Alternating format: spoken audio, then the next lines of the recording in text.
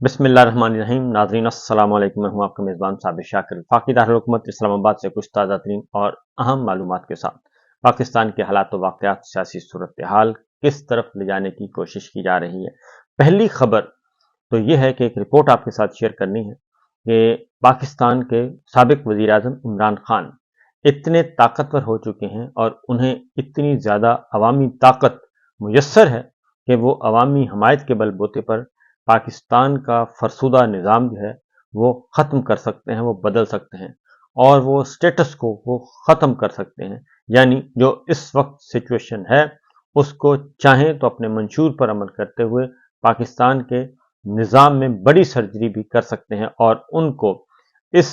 इक़दाम से रोकने के लिए कोई ऐसी सियासी कुव्वत नहीं है जो कि उनको रोक सके। और फिर उनको ये जो ताकत है वो इस कदर ज़्यादा है कि हमारी जो मिलिट्री लीडरशिप है और मिलिट्री इस्टेब्लिशमेंट है वो भी इस रास्ते में रुकावट नहीं बन सकती। ये आपसे शेयर करना है क्योंकि पाकिस्तान के साबिक वज़ीर आज़म इमरान खान को तकरीबन 2.5 साल से ज़्यादा हो गया उनको हटाया गया और फिर 1 साल से ज़्यादा हो गया वो जेल में हैं, बेशुमार मुकदमात हैं, लेकिन वो जेल में बैठकर भी पाकिस्तान के आम इंतखाबात जीत गए और बगैर इंतखाबी निशान यानी कि बल्ले के निशान के बगैर जीत गए और उन्होंने क्लीन स्वीप किया। लेकिन ये दूसरी बात है कि उनको इख्तदार नहीं दिया गया बल्कि इलेक्शन पूरे का पूरा मैंडेट चोरी कर लिया गया और वो सारा निज़ाम हमारे सामने है। इसके बावजूद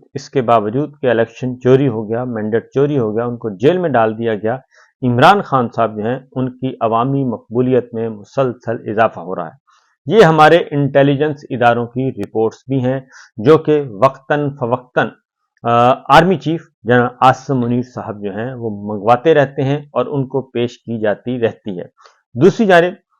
शहबाज शरीफ साहब वज़ीर आज़म हैं और उनको भी ये रिपोर्ट्स मौसूल होती रहती हैं और तमाम इंटेलिजेंस इदारों की ये मुत्तफ़िक़ा रिपोर्ट है कि इमरान खान जो हैं वो इस वक्त पाकिस्तान के मकबूल तरीन लीडर हैं और जब भी इंतखाबात होंगे पाकिस्तान तहरीक इंसाफ क्लीन स्वीप करेगी और दोबारा करेगी और उनको इख्तदार में आने से नहीं रोका जा सकता आईनी और कानूनी तरीके से। ये बात भी तयशुदा है। और फिर ये जो हुआ जी सिब्बी का एक जलसा हुआ, फिर संगजानी इस्लामाबाद का जलसा हुआ और फिर लाहौर का जलसा हुआ, उनकी मकबूलियत जो है वो अब अवामी सतह पे भी हर किसी को नज़र आ रही है। तो वो एक कैदी 804 है, उसको नाअहल करार दिया गया, उसको सजाएं सुनाई गई, 200 से ज़्यादा मुकदमात उस पर कायम किए गए और इसके बावजूद अवाम उनके साथ जुड़े हुए हैं और उनको छोड़ने के लिए तैयार नहीं है।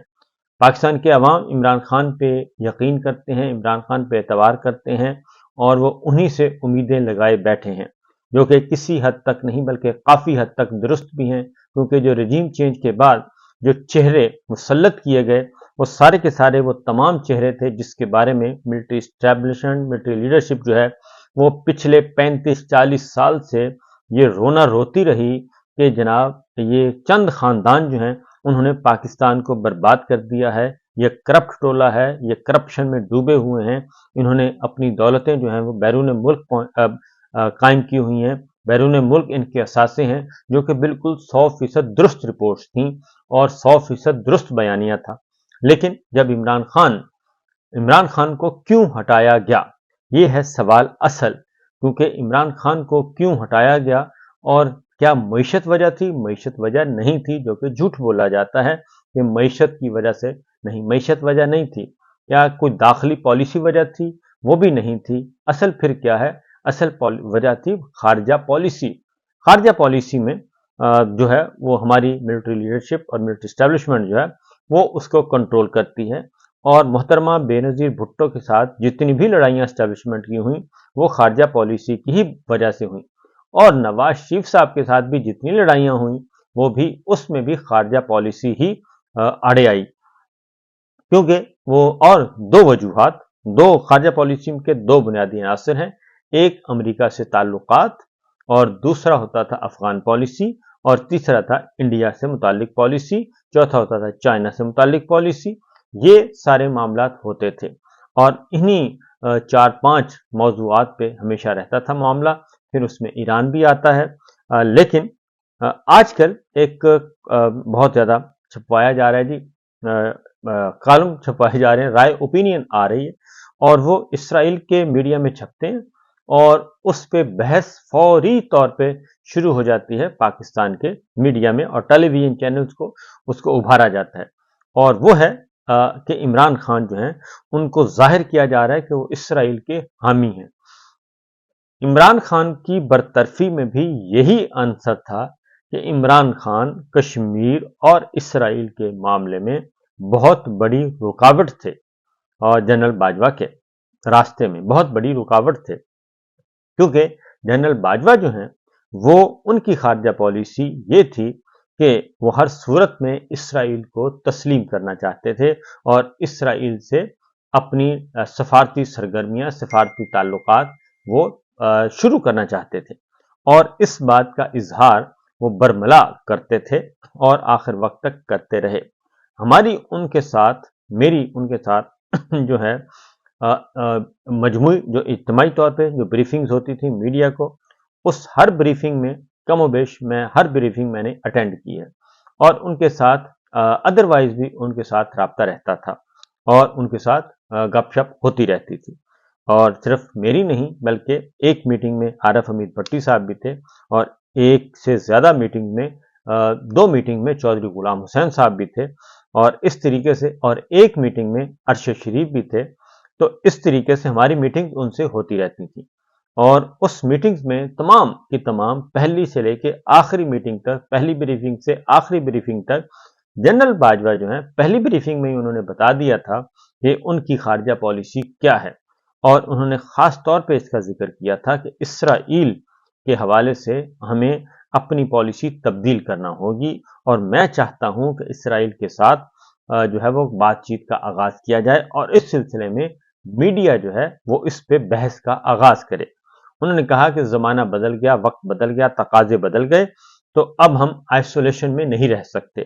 اور ہمارا بلکہ میرا جو ہے وہ پہلی میٹنگ میں ہی میں نے ایک نہیں 2-3 سوال کیے تھے، اور اس بات کی جو ISPR جو ہے اس وقت گواہ ہے کیونکہ وہ بھی نوٹس لیتے ہوتے ہیں، تو میں نے ایک نہیں 2-3 سوالات کیے تھے، تو میں نے کہا کہ کیا اس بات کا کوئی فیصلہ ہو چکا ہے؟ تو انہوں نے کہا کہ نہیں، ابھی ہم اس پہ بحث کر رہے ہیں، بحث کا آغاز تو ہونا چاہیے، اور ہم نے کہا کہ اس پہ پھر حامد میر صاحب نے بھی ایک سوال کیا تھا، اور میں نے ان سے کہا کہ جناب کیا فائدہ کیا ہے؟ تو انہوں نے کہا کہ اسرائیل کے بارے میں کہ ان کی نا جو زرعی تحقیقات ہیں وہ بہت زیادہ ہیں، تو ہم ان سے فائدہ لینا چاہتے ہیں کہ زراعت سے متعلق، تو ایک پاکستان میں زرعی انقلاب آ جائے گا، تو ایک یہ بات خاص طور پہ۔ دوسرا، کشمیر کے بارے میں بھی ان کی پالیسی ذرا اور تھی، وہ نہیں تھی جو کہ فوج کی ایک طے شدہ پالیسی ہے، وہ نہیں تھی، اور اسرائیل کے بارے میں بھی فوج کی طے شدہ پالیسی بالعموم وہ نہیں ہے جو کہ جنرل باجوہ کی تھی، تو لہٰذا جنرل باجوہ صاحب جو ہے وہ 6 سال اس کام پہ لگے رہے۔ اور پھر ایک اور بھی بات بتا دوں کہ باقاعدہ طور پہ ایک سیل کہہ لیں اسے، پرائیویٹ سول سائٹ پہ ایک سیل کہہ لیں، آپ کچھ بھی کہہ لیں، اور وہاں پہ کام بھی ہو رہا تھا، اور مسٹر قریشی جو ہیں وہ اس سیل کو کہ یوں سمجھیں کہ آپ سربراہ تھے، اور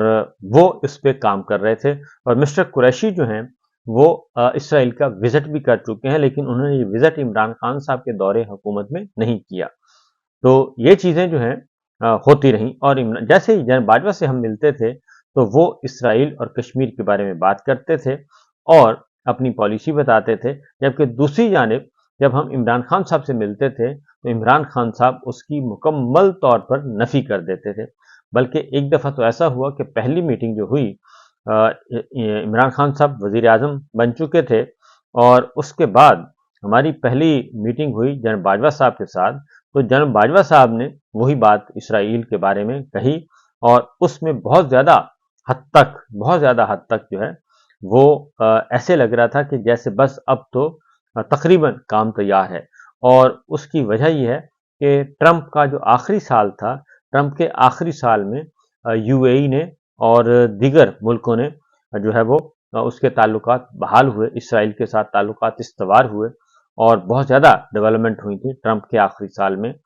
और सिर्फ सऊदी अरब और पाकिस्तान रह गए जिन्होंने तस्लीम नहीं किया, और गालिबन उसकी वजह ये थी कि सऊदी अरब जो चाहता था कि पाकिस्तान भी इस पे काम करे, दोनों मिलकर ये कदम उठाएं। और इस दौरान जब यूएई ने, मैं आपको ये इंफॉर्मेशन की बुनियाद पे बता रहा हूँ कि यूएई और दीगर ममालिक ने मिडल ईस्ट के, जब इन्होंने इसराइल को तस्लीम कर लिया तो उस वक्त बाकायदा तौर पे अरब ममालिक ने, सऊदी अरब वगैरह ने एक सर्वे भी करवाया, और जो सर्वे करवाया उसमें इस पे बहुत ज़्यादा अवामी रद्दअमल था, सख्त रद्दअमल था, और उसकी पजीराई अवाम में नहीं थी। तो पाकिस्तान और सऊदी अरब दोनों इस बात पे थे कि हाँ, दोनों मिलके ये काम करें। तो उसमें जब हम इमरान खान साहब के पास आए तो इमरान खान साहब ने ये कहा, उसमें 6 जर्नलिस्ट थे, 6 या 7 जर्नलिस्ट थे, और मुझे अच्छी तरह याद है कि फिर मैंने खबर भी दी, और जैसे ही ब्रीफिंग ख़त्म हुई इमरान खान साहब की तो मैंने बाकायदा तौर पे बीपर भी दिया था एयरवाई पे, और उसमें हामिद मीर भी थे, मैं भी था, और चार या पाँच जर्नलिस्ट और थे। तो उसमें भी यही सवाल हुआ तो इमरान खान साहब ने कहा था कि जनाब मेरी पॉलिसी इसराइल के बारे में वही है जो कि कायद आज़म मोहम्मद अली जिन्ना की है, और हमारी पॉलिसी वही है जो पाकिस्तान की एक तयशुदा पॉलिसी है, और वो ये है कि जो है फ़लस्तीन का मसला जो है वो 1967 की करारदादों के मुताबिक हल किया जाए। दूसरा, इमरान खान साहब ने कहा कि अगर हम इसराइल के बारे में यकतरफा तौर पे पॉलिसी बदलते हैं तो इसका मतलब है कि उसका नुकसान हमें फिर इधर भी होगा, कश्मीर पे भी। तो लिहाजा ये दोनों मसले एक दूसरे के साथ जुड़े हुए हैं, कश्मीर और इसराइल। तो इसलिए उन्होंने कहा मुझे कोई शुबा नहीं है, मेरी पॉलिसी बड़ी 2 और 2 4 की तरह क्लियर है कि ऐसा मेरे होते हुए तो कम अज कम नहीं हो सकता, और मेरी पॉलिसी बिल्कुल ये नहीं है। और ये एक दफ़ा नहीं, और ये कई दफ़ा ऐसा ही हुआ, क्योंकि जब भी जनरल बाजवा के साथ मीटिंग होती थी या ब्रीफिंग होती थी तो वो यही कहते थे, और इधर इमरान खान साहब बिल्कुल उसकी नफ़ी करते थे। तो लिहाजा ये कहना कि अब यरूशलेम पोस्ट हो या इसराइल का मीडिया, उसमें ये ओपिनियन छपवाना और छपवा के फिर पाकिस्तान के मीडिया में उसको लेकर आना, और ये ये हुक्म हाकम हो कि जनाब इसको हाईलाइट करें और इस पर ढोल पीटें, और वो टिक्कर भी जो है बनते होते हैं, उस खबर के टिक्कर भी रिपोर्टर नहीं बनाते। हैरत अंगेज बात ये है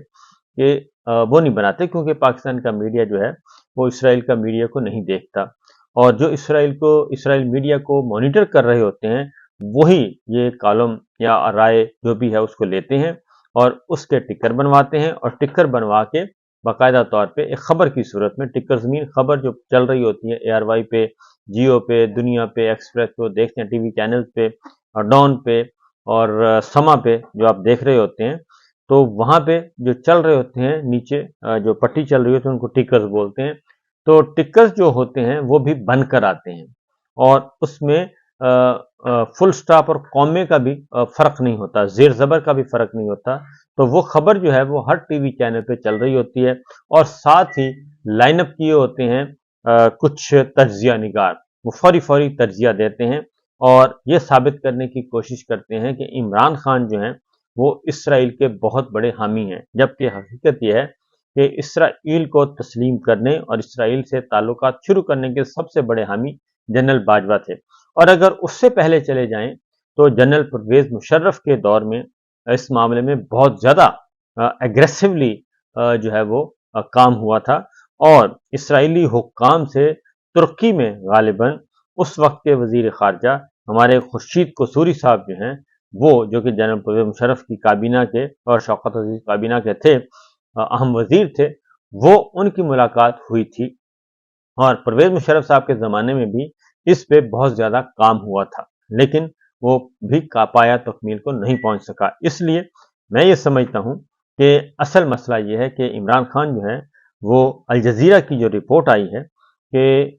इमरान खान साहब जो हैं वो इतने ताकतवर हो चुके हैं कि वो जेल में बैठे इतने ताकतवर हैं कि वो अब सिस्टम जो है, स्टेटस को ख़त्म कर सकते हैं। अगर वो रिहा हो गए तो उनके रास्ते में कोई रुकावट नहीं बन सकता।